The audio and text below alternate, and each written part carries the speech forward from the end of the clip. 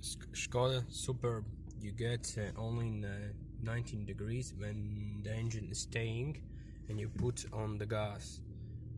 When you drive normally on the road, your temperature stay approximately 60 degrees only, and in coolant it's stay approximately 60 to 65 degrees. And the solution for it is to change thermostats.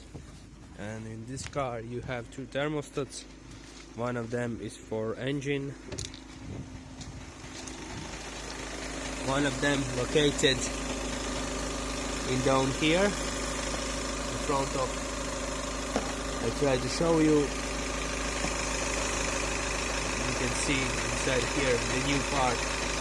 That is the one, and another one is the thermostat on the gearbox cooler.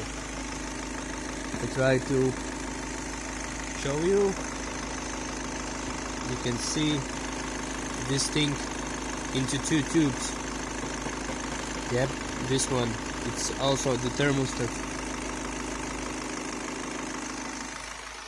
And if you change these two things, everything needs to be fine.